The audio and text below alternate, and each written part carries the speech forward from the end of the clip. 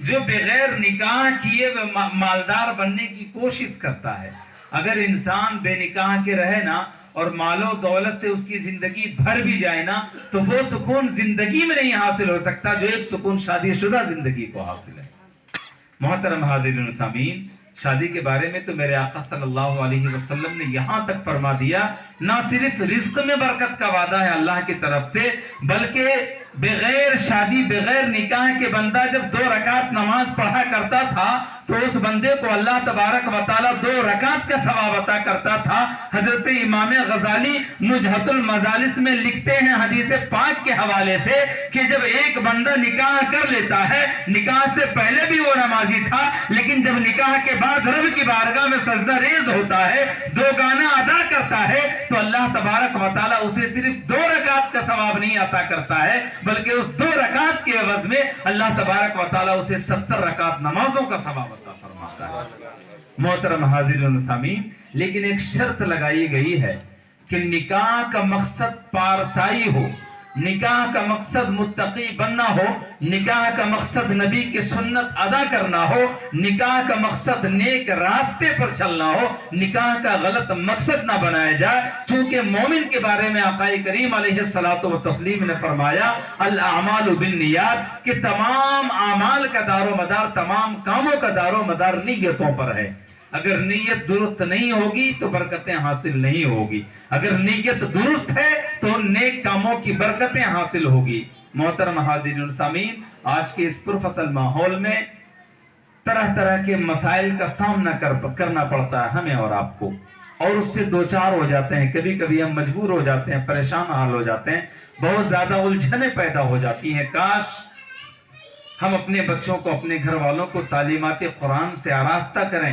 دنیاوی اعلیٰ علوم و فنون کے علاوہ دنیا میں آگے بڑھنے کے لیے جو علوم و فنون ضروری ہے اس سے نہ کل منع کیا گیا تھا، نہ آج منع کیا جا رہا ہے، نہ کبھی منع کیا جائے گا، بلکہ اس پہ زور دیا جاتا ہے کہ بچوں کو فالتو نہ رہنے دیا جائے، انہیں بگڑنے نہ دیا جائے، بلکہ اس کے ذہن و دماغ کو پڑھائی کی طرف منتقل کیا جائے، پڑھائی کی طرف موڑا جائے. بچوں کو اگر تعلیمات قرآن سے آراستہ کیا جائے ان کی زندگی پرسکون اور بابرکت ہوتی ہوئی نظر آئے گی.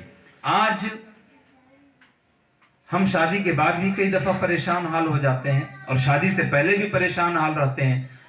اگر تعلیمات قرآن سے اپنے آپ کو آراستہ کریں گے تو نہ شادی سے پہلے پریشان ہونے کی ضرورت ہے، نہ شادی کے بعد پریشان ہونے کی ضرورت ہے. دونوں زندگیوں میں سکون اور امن پیدا ہوگا.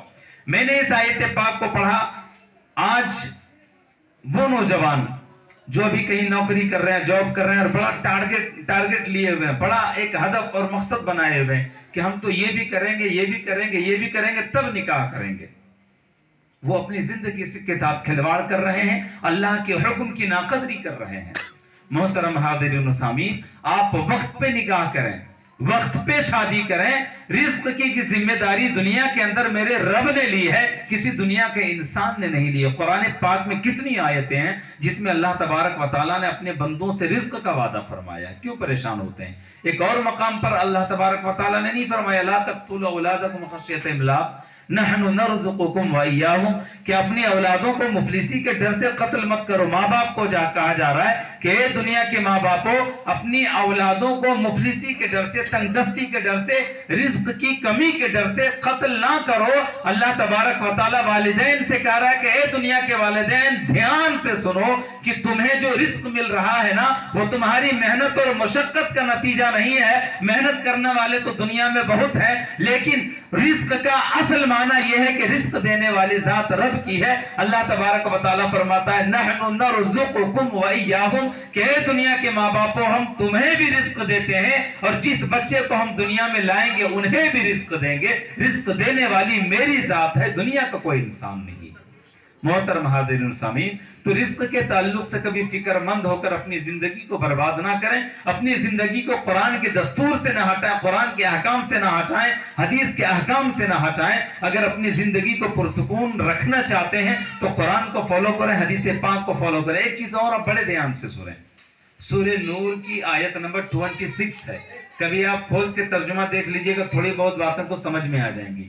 میں نے ابھی جو بیان کیا رزق کا وعدہ، رزق میں کشادگی اور برکت کا جو وعدہ، رزق دینے کا وعدہ اللہ نے کیا ہے نکاح کے بعد، وہ سورہ نور کے آیت نمبر 32 میں تھا جو بیان